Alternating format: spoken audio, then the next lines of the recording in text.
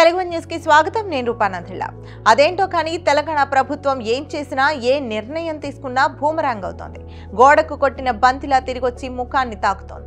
ఏ నిర్ణయం తీసుకున్నా, ఏ ప్రాజెక్ట్, ఏ పథకం ప్రారంభించినా వివాదాలు, విమర్శలు వెంటొస్తున్నాయి. ఇది ముఖ్యమంత్రి రేవంత్ రెడ్డి అనుభవ రాహిత్యానికి, ప్రభుత్వ అసమర్థ పనితీరుకు అద్దం పడుతోందని పరిశీలకులు విశ్లేషిస్తున్నారు.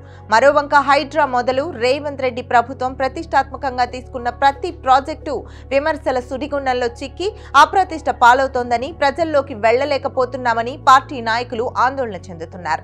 వీటన్నింటికీ మించి సర్వోన్నత న్యాయస్థానం సుమోటోగా విచారణ చేపట్టిన హెచ్సియు భూముల వివాదం రేవంత్ రెడ్డి ప్రభుత్వాన్నే కాకుండా జాతీయ స్థాయిలో కాంగ్రెస్ పార్టీని అప్రతిష్ట పాలు చేసిందంటున్నారు.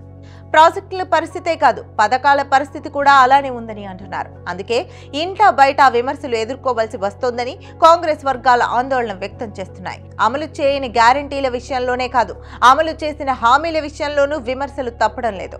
అందుకే రేవంత్ రెడ్డి ప్రభుత్వం ఏం తలపెట్టినా అనుకున్నదొకటి, అయినది మరొకటి అన్నట్లుగానే కథ అడ్డం తిరుగుతోందని అంటున్నారు. అఫ్కోర్స్ గత 15-16 మాసాలలో కాంగ్రెస్ ప్రభుత్వం 6 గ్యారంటీలు, 420 హామీలలో అమలు చేసిన వాటికంటే అమలు చేయని గ్యారంటీలు, హామీలే ఎక్కువ. చెప్పింది కొండంతా, చేసింది గోరంతా అని జనం పెదం విరుస్తున్నారు. కాంగ్రెస్ ప్రభుత్వం కొలువు తీరి 15 మాసాలకు పైగానే అయినా ఉచిత బస్సు, గ్యాస్ సబ్సిడీ వంటి ఏవో కొన్ని హామీలు మినహా నిరుద్యోగ భృతి వంటి కీలక హామీల ఊసేలేదు. అలాగే మహిళలకు ఇచ్చిన హామీలది అదే కదా.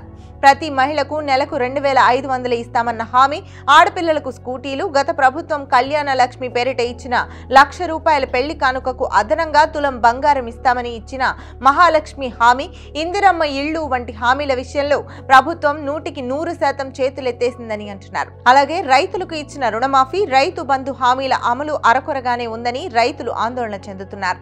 నిజానికి ప్రజల్లో కాదు, అధికార పార్టీ నాయకులు, కార్యకర్తల్లోనూ అసంతృప్తి దాగడం లేదు, బయట పడుతూనే ఉంది. ఎవరి దాకానూ ఎందుకు, ముఖ్యమంత్రి రేవంత్ రెడ్డి కూడా అంతగా సంతృప్తిగా లేరనే విషయం ఆయన మాటల్లో తొంగి చూస్తూనే ఉంది.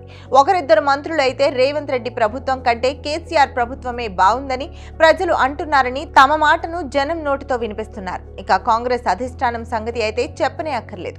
మింగలేక కక్కలేక అన్నట్లుగా ఉందని అంటున్నారు. అయితే ఈ అసంతృప్తికి కాంగ్రెస్ నాయకులకు చేసింది చెప్పుకోవడం చేత కాకపోవడమే కారణమని కొందరు కాంగ్రెస్ నాయకులు పరువు కాపాడుకునే ప్రయత్నం చేస్తున్నారు. కానీ అది నిజం కాదు. నిజానికి ప్రచారం మోతాదు మించిందని, అందుకే ప్రభుత్వం, పార్టీ అప్రతిష్ట పాలు అవుతోందనే అభిప్రాయం కూడా పార్టీ వర్గాల్లో వ్యక్తమవుతోందని అంటున్నారు. అదలా ఉంటే తాజా సెన్సేషన్ సన్న బియ్యం విషయమే తీసుకుంటే, ఇతర విషయాలు ఎలా ఉన్నా సన్న బియ్యం చక్కని సూపర్ ఫైన్ సంక్షేమ పథకం, రాజకీయంగా వెల్ పాలిష్డ్ ఆలోచన, రాజకీయంగా ప్రయోజనం చేకూర్చే చక్కని పథకం. అయితే అతి సర్వత్ర వజ్రయే తనే మాట మరిచి పథకం అమలు కంటే ప్రచారానికి ఎక్కువ ప్రాధాన్యత ఇవ్వడం వల్ల కథ అడ్డం తిరిగిందని అంటున్నారు. అందుకే అనుకున్నదొకటి, అయినది మరొకటి అన్నట్లుగా ప్రభుత్వం విమర్శలను ఎదుర్కోవాల్సి వస్తుందని అంటున్నారు. పథకం ప్రారంభంతో ముఖ్యమంత్రి, మంత్రులు, ఇతర ప్రజా ప్రతినిధులు లబ్ధిదారుల ఇళ్లకు వెళ్లి సన్నబియ్యం భోజనం చేయడం వరకు ఓకే. కానీ అలికి అన్నం పెట్టడం, ఊరికి ఉపకారం అన్నట్లు సాగుతున్న ప్రచారం ప్రమాదకరంగా మారుతోందని పార్టీ నాయకులే అంటున్నారు. అఫ్కోర్స్ ఒక రేవంత్ రెడ్డి ప్రభుత్వం అనే కాదు, కేంద్రంలోని మోదీ ప్రభుత్వమైనా, మరో ప్రభుత్వమైనా ప్రతి ప్రభుత్వం సంక్షేమ పథకాల ద్వారా రాజకీయ లబ్ధిని ఆశిస్తాయి.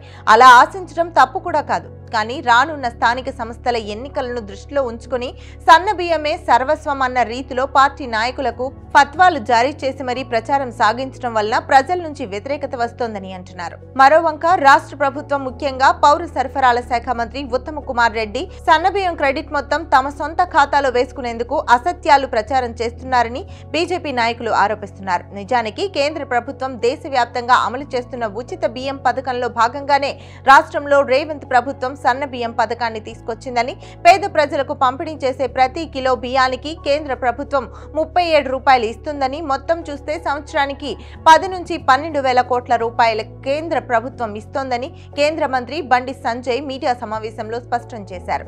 అంతేకాదు, కేంద్ర నిధులు వద్దనుకుంటే రాష్ట్ర ప్రభుత్వం కేంద్రానికి లేఖ రాయాలని సవాల్ విసిరారు. మరోవంక బీజేపీ నాయకులు, కార్యకర్తలు గ్రామాల్లో లబ్ధిదారుల ఇంటింటికి వెళ్లి మరీ వాస్తవాలను వివరించి సన్నబియ్యం ప్రచారానికి కౌంటర్గా మోడీ బియ్యం ప్రచారాన్ని ప్రారంభించారు. దీంతో ఇప్పుడు గ్రామాల్లో సన్నబియ్యం వర్సెస్ మోదీ బియ్యం ప్రచారం జోరందుకుంది. అందుకే స్థానిక సంస్థల ఎన్నికల్లో రాజకీయ లబ్ధిని ఆశించి ప్రారంభించిన సన్నబియ్యం పథకం కూడా బూమరాంగ్ అయ్యే ప్రమాదం ఉందని అంటున్నారు.